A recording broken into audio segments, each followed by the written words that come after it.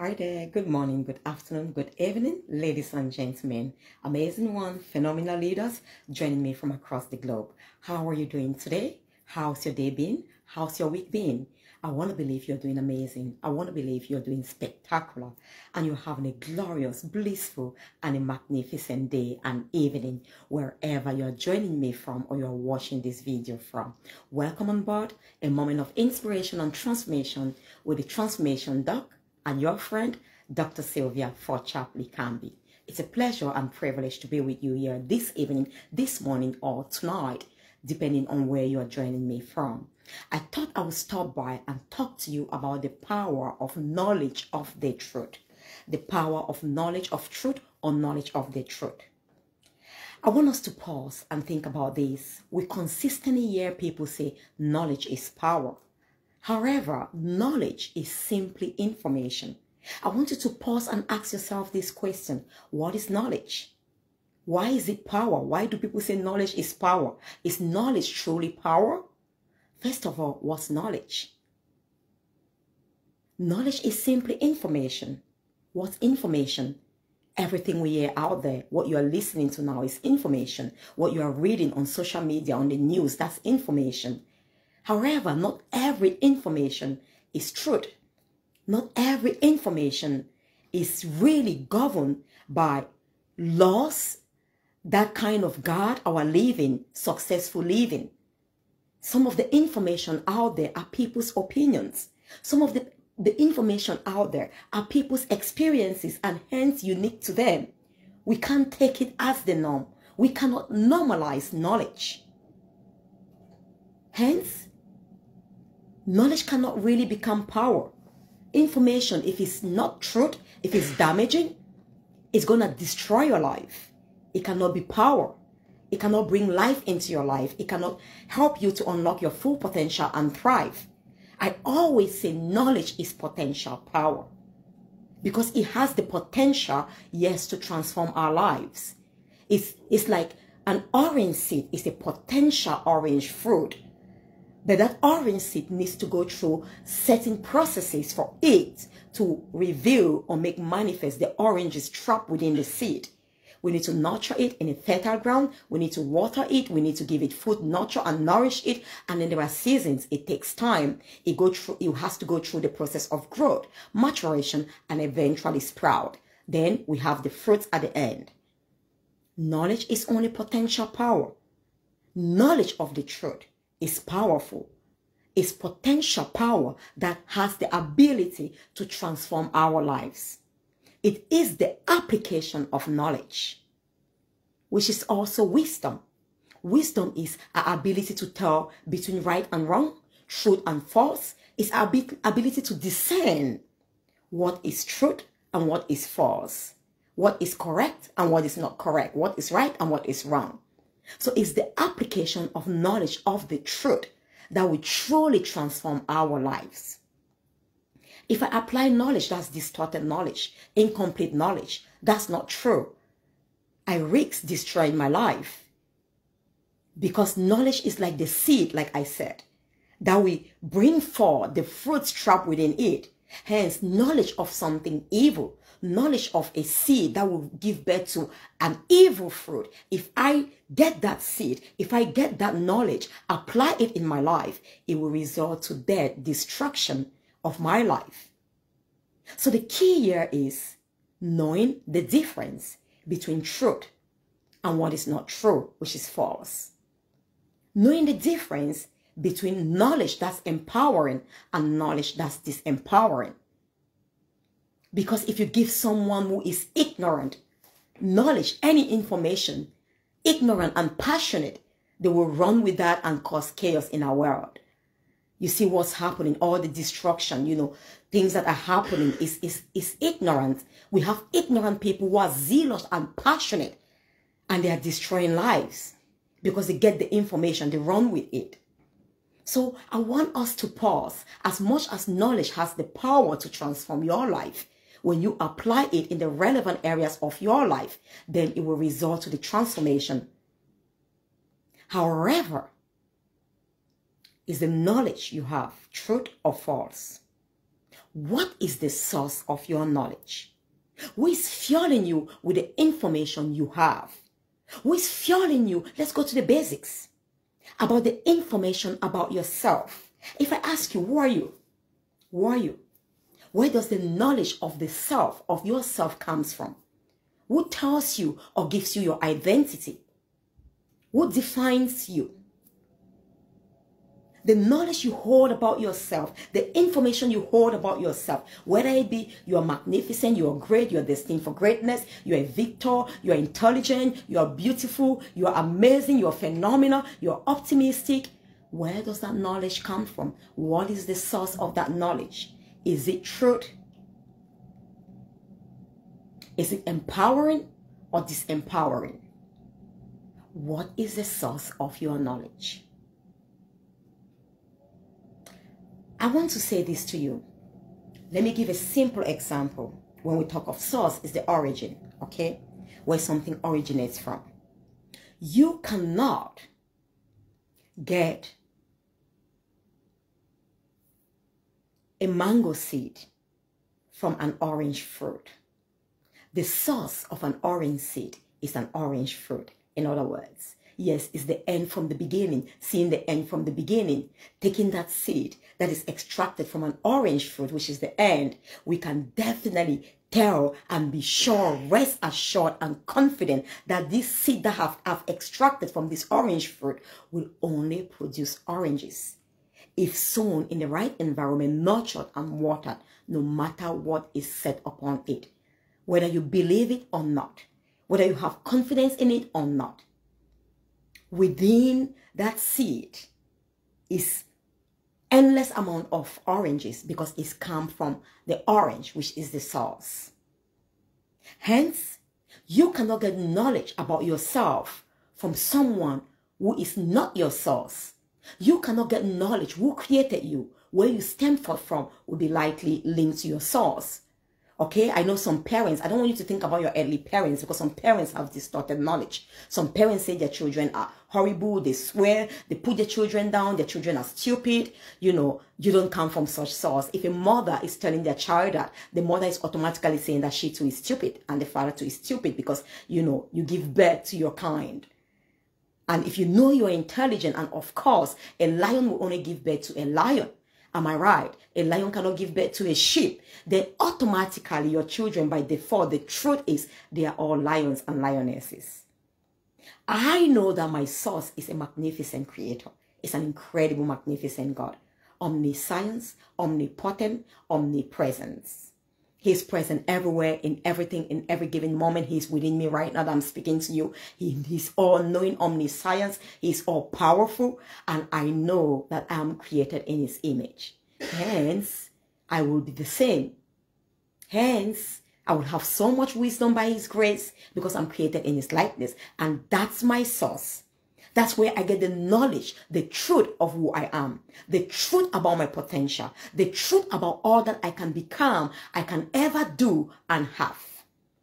Knowing my source, who is feeding you with the information that you have about yourself. Is it distorted knowledge? Is it knowledge of the truth? I want you to be very intentional when you get knowledge, when you get information. Don't just hang around with people who are saying things that, you know, you don't believe in, or you cannot really, it cannot be coherent. You cannot consistently trace the source of it without losing bits of the information in its integrity. Because truth is consistent over time. After 10 years, it's consistent. 2 decades is consistent. After 1 million years, is consistent. Truth is truth. It's integral, it's whole. Lies is always inconsistent. There is no coherency. In fact, people who are telling lies, if you say something now and then they ask you after 1 month, you will struggle to be coherent. It's easy to get someone who is telling a lie. And the more questions you ask them, the easier it is to find out because there can be no coherence. Thank you so much, darling, for joining. It's Gladware. Lovely to have you here. Thank you. Thank you. Oh, you're watching from Kenya. That's amazing. Thank you for joining me from Kenya. Please kindly share. Caleb, please, can you go upstairs? Please kindly share so you can inspire and impact someone. It's a pleasure. And Gladwell, I'm asking, thank you. Thank you. Where do you get your knowledge from?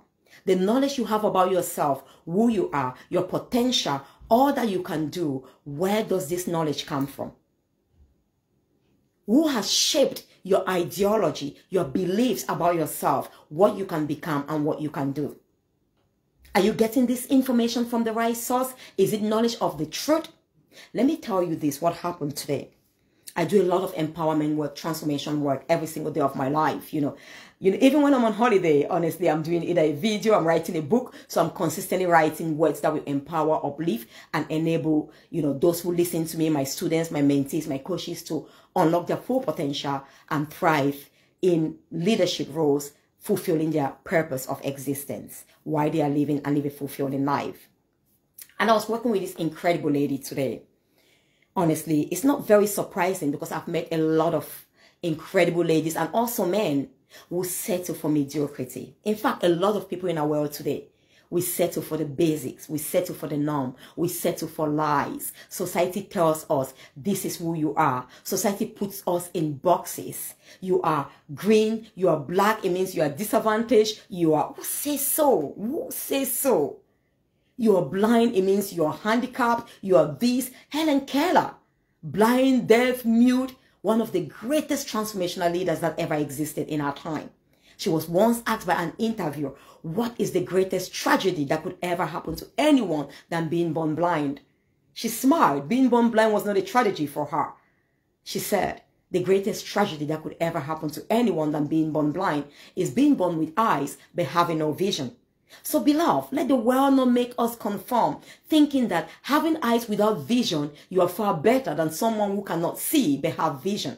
Without vision, we will perish. Without vision, we will go astray. Much love, darling, much love. Without vision, we will go astray.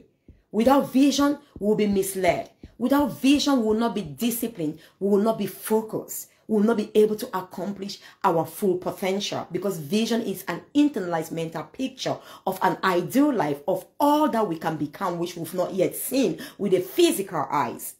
Vision is our ability to go beyond, see beyond the physical barriers of our eyes and the physical limitations that our current reality presents in front of us. So without vision, I cannot go further, because I can only go as far as I can see, as far as I can think. As far as I can imagine, that's what I can create. I cannot create what I don't imagine. I cannot create what I don't see in my mind. So let society not make us to conform. So this lady was telling me today, she's been depressed. She's had mental health problems her entire life. When she started, by telling me she's had depression, mental health issues, diverse mental health conditions, I said, for how long now? She says, really, all my life. And she's 24. All my life. But I've started working on my mental health, on improving my mental health. And I asked her this question, how long have you been working to improve your mental health? She said, since last November. I said, how did you come to that realization? No, she said something. I said, what made you to step onto this path, to start working on improving your mental health and well-being? She said, oh, really? All my life, I'd never known that I had any mental health problems. I'd always thought it was the norm.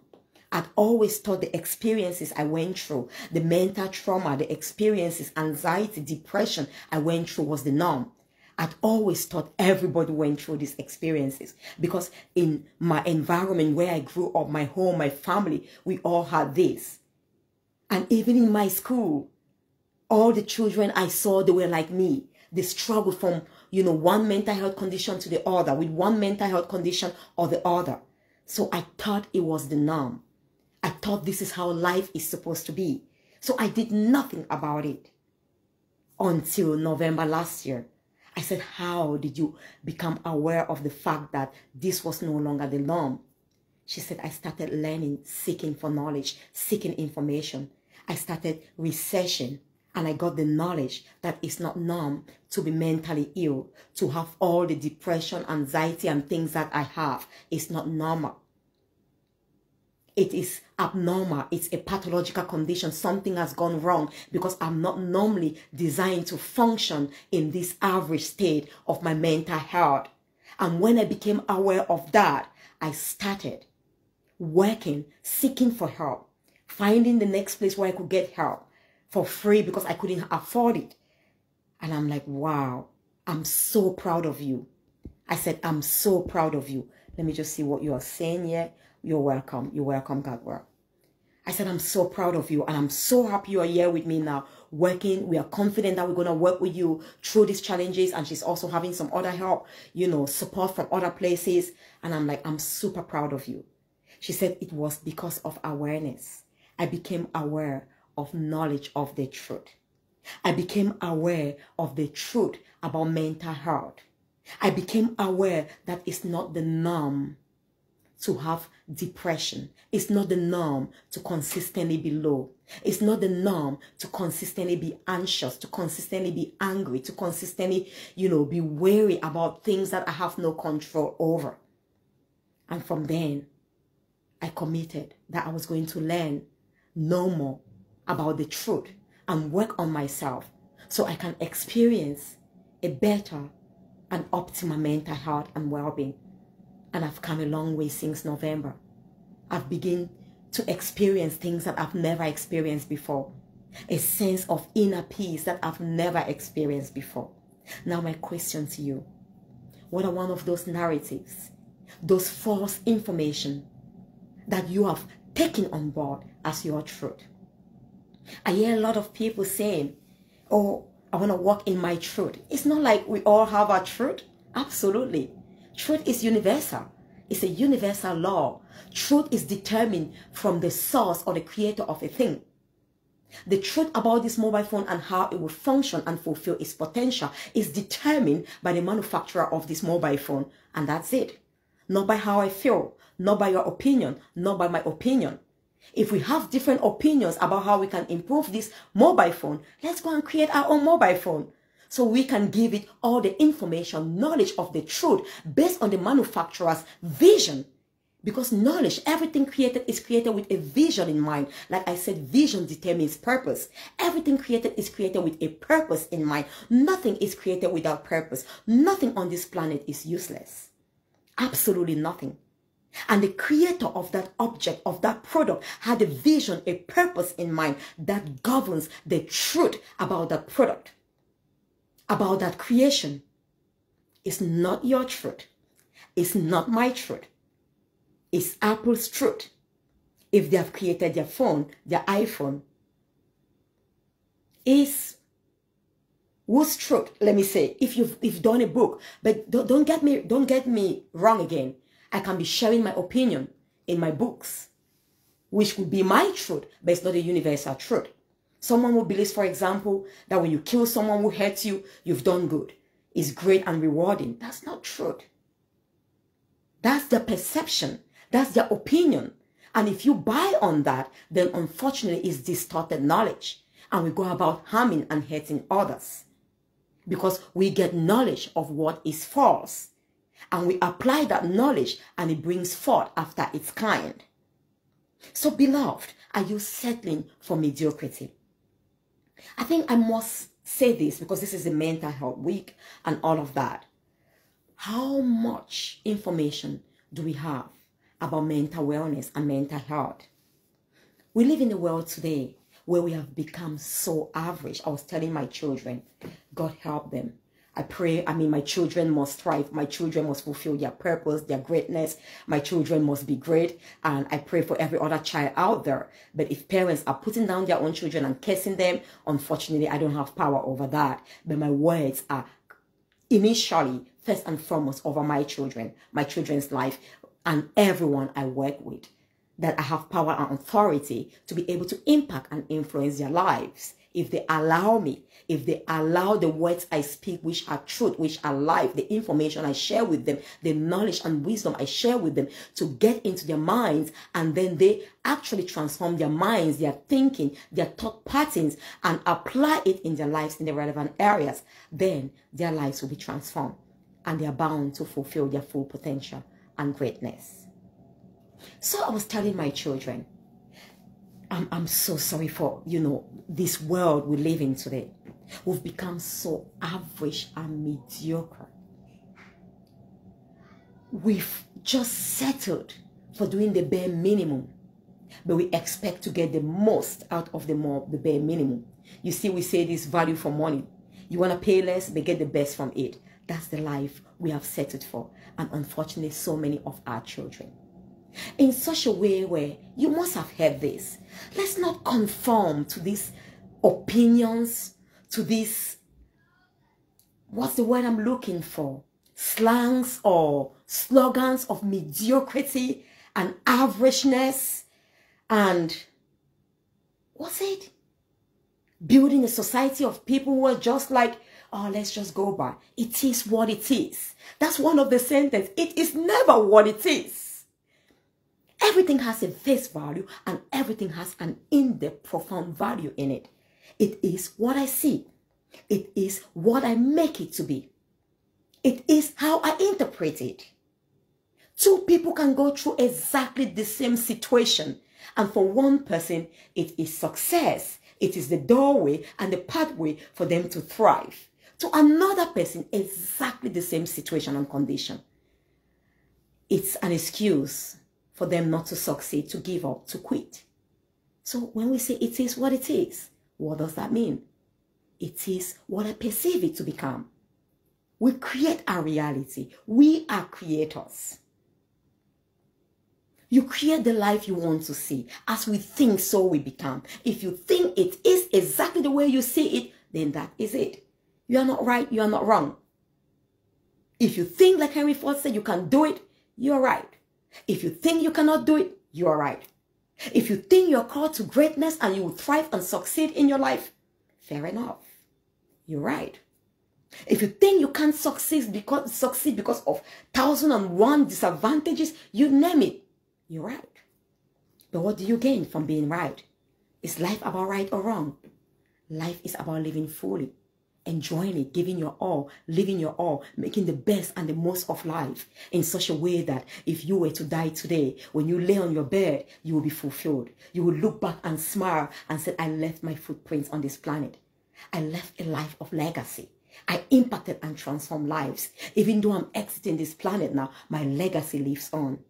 The life I created continue to live after I'm gone.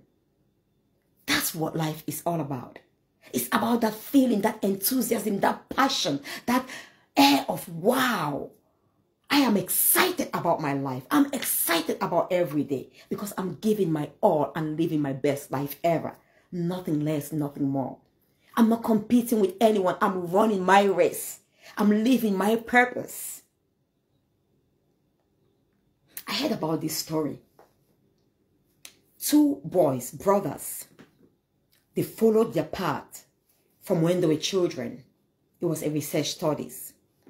Their dad was an addict, an alcoholic, and also he was involved in, con business, duping people and all of that. Addict, con, and, alcoholic. And of course, these boys, they grew up with their dad. He abused the mom. That's what they grew up seeing. And the first son, when he grew up, he also became an addict. He was an addict. He was an alcoholic. So when they followed them up until he was about, I think he was about 35 then. And they asked him, how come your life has ended this way? Why did you choose this path? Why are you living this life? He said, what do you expect? It's obvious. I grew up in a family where my dad was an addict, alcoholic, abused my mom. My mamas were all we could see. So it's obvious that I couldn't become anything better. My greatest role models modeled to me how to become an addict and an alcoholic. And of course, my future was predictable. But look at this. The second son, he was a successful engineer, thriving at his 30s, doing exceedingly well. The leader of a great, I think, multi-million dollar company. And they asked him, how come you came from such a background? Your father and your brother as well has followed that path. An addict, an alcoholic, he never worked in his life, he duped people. What's the secret? How come you could change your path? The brother said, it was obvious. Growing with my father and seeing him behave the way he did, addicted, always on high, alcohol, he could not think clearly, he couldn't do anything with his life. He taught me the best way that I don't have to grow up in. Let me rephrase. He taught me how not to live my life. He showed me the easiest path to failure, depression, and an unfulfilling life. So it was obvious. Seeing my dad that way every single morning, have nothing, struggling, I didn't want to be that way. I didn't want my children to be that way. I didn't want to grow up showing my children the same example. So the only obvious thing for me to do was to become someone else, the complete opposite of my dad. Because with him, I learned clearly what not to become, how not to fail in life. And I had just one option to succeed. Wow. Can we say it is what it is? The father was a drunkard, an addict, a con man. Is that what it is? The first son became exactly the same. The second son, highly successful, reputable gentleman who went on to impact lives and had an incredible family. What information are you getting? People tell you statistics show that if you came from a deprived background, you automatically become deprived. Whose truth is that? Is that truth? Statistic is not truth. Facts are not truth. Facts are based on a formula designed by man, not necessarily the creator of a thing. If we design a formula on this earth like 1 + 1 is 2, it's governed by a formula. It doesn't mean that is truth. People will say in the case of marriage, 1 + 1 is 1. A man and a woman are united and they become one. That is truth. That is also correct. Would you now say, no, they've had it wrong? A man shall leave his wife, his mother, and unite with his wife, and the two shall become one. In this case, 1 + 1 is no longer 2. That formula doesn't apply because these are earthly formulas. These are not truths. Facts are not truth. Facts are based on what we can see. Truth is based on some fundamental principles that govern our existence, our success and fulfillment, that are trapped and embedded within our very DNA, our belief system, to govern our way of thinking. While I may have a vision, even though I might have grown up in a family where no one ever went to school, and I have a vision of becoming, a professor in the university, impacting lives, owning $1 million or £1 million business. While I have that vision, people may ridicule me and laugh at me. She's a dreamer. Because they see the natural. They have statistics. They work out the math. But the vision is the truth of everything you can become. We are having unlimited potential. We are endowed with untapped potential, infinite, bountiful potential that has no limits. We can become everything we ever think, even beyond all that we could think or imagine. So, beloved, who is feeding you with the knowledge and information that you hold? Is it truth? You better go back to the source. You better analyze the knowledge that you hold about yourself. If you think you're not beautiful, who says so? Who says so? Is that truth? I know my creator, your creator says. He says, you're beautiful and wonderfully made, created for a unique purpose and magnificent. That's the truth about you. I know. Yes, you're going through trials and tribulation. Who says it's norm to perish? I was talking today in my workshop, in some of our sessions today, how we've normalized even things like postnatal depression, that postpartum depression or postnatal depression, whatever we call it, that people give birth and it's like they are waiting or expecting to be depressed because they've just given birth to a child. Utter nonsense. Yeah, utter nonsense. False. Lies. You think a magnificent God, you might not believe in him, but it doesn't change his existence, so pardon me, will create a mother who has to nurture a child and disempower that mother. So the mother doesn't have the ability or the capacity to nurture and nourish that child, because the mother actually loses every life in her. You think, in other words, you can be able to give birth to a new life and lose the meaning of life, or lose the life within you to rejoice in that new life and care for that new life? So who is fueling you with this information? 1 minute, please. 1 minute. Bear with me.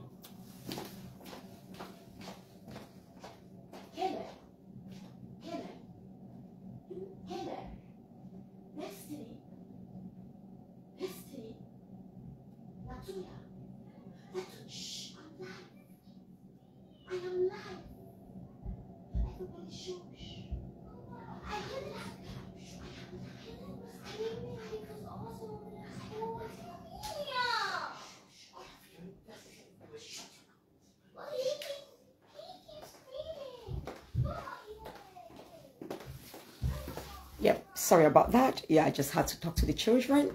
Perfect. So what is fueling you with the information you have about yourself, about your health and your well-being? Like, I heard about this thing. I was sharing again today. For the first time in my life, I think that was 2 years ago, during the lockdown, or last year, when I joined Clubhouse. I joined this room. There was a talk on imposter syndrome. I've never heard about that word. I've never heard of that word in my entire life. And the speaker was like, oh, every single woman on this planet has the imposter syndrome. Every woman has struggled with this. And I'm like, oh, hold on. What do you mean? Wait a minute. What's imposter syndrome? What's this thing? Because I don't even know it. Talk less of struggling with it. I took my phone, dialed, look for the word imposter syndrome. And I'm like, oh. And then they were talking and explaining, when you're promoted, you feel like you're a fraud, like you don't deserve to be somewhere. I'm like, oh. And I stepped in. I spoke in that room. This is just unlike me. I've never felt that way in my entire life. Instead, if I go to somewhere to do an exam, I'm not the first. I'm wondering, Sylvia, what happened here? You were supposed to be the first. You are supposed to be the first. If I step somewhere, I'm not lady, I'm not the leader. I'm asking myself, Sylvia, you need to up your game. You're not performing at your maximum. You ought to be the leader here. Of course, don't get me wrong, I cannot lead in every domain, but I know my strengths. I know the areas where I'm gifted. And if I step into something to take part, then I believe I'm gifted in that area, in that domain, and I ought to thrive. So my reasoning is, Sylvia, you're better than this. I remember when I was in secondary school, I went to do exams. I went into that exam knowing that I need to be the first when I come out from this exam. Every subject, not just overall. And when I didn't do well, I knew. And I'm like, oh my goodness, Sylvia, you need to improve. Maybe you need to study better. You need to study earlier. You need to revise more so you can improve. If I go for a job interview for a position, if I'm going for that interview, then I know I qualify. I know I'm bringing value to that company. I am confident of the what I'm going to add to that company. And if it happens that I don't have that job, I'll be like, hold on a minute. What's happening?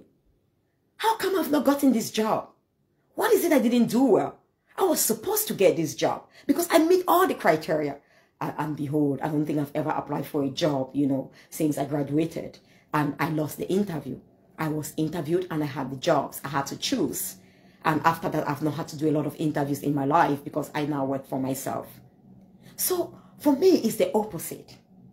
And that's when you live a life of excellence. You put high expectations on yourself. You put high standards because you know you are created to excel. You are created to thrive. You are created to shine.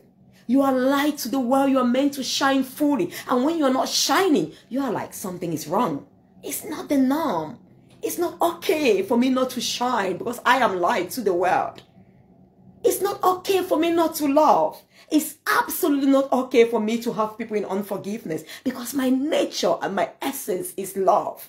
And love always forgives. Love is kind. It's not okay not to be okay. By saying you are not okay means it is not okay. Let's not get so average and mediocre. Let's not get information that's distorted. If you are not okay, you need help. Check out. You might not need help. Look within you. Be honest with yourself. Work on yourself so you become better and okay. Or you seek help if you're unable to get to the point where you become okay. So you may get back. By the way, who defines okay? We are not just born to be okay. We are born to excel. We are born to thrive, to flourish. So what defines the norm? What's normal? What's normal? Your normal may be my average. My normal may be your average. My normal may be some other person's average. And again, I never thrive for normal because we're never born to be normal. We're born to live life fully and live it in abundance. We're born to excel. We're born to shine. We're born to thrive and have dominion. You must dominate. You must thrive. You must shine brightly. You cannot be a light that has the capacity to shine at 100 watt and you shine at 50 watt and you say it's okay. No. And you say it's normal. No, it's below normal. Your norm is 100 watt capacity of light. 50 is below the norm. In fact, succeeding in life is the norm. We're born to succeed. Thriving in life is the norm. Flourishing in life is the norm. Living in abundance in life is the norm. Because when you're a creator, you don't lack anything. You can create the things that are not. You speak forth and create those things that are not. You have the power to create the life that you desire and dream of. So beloved, I'll leave you here today.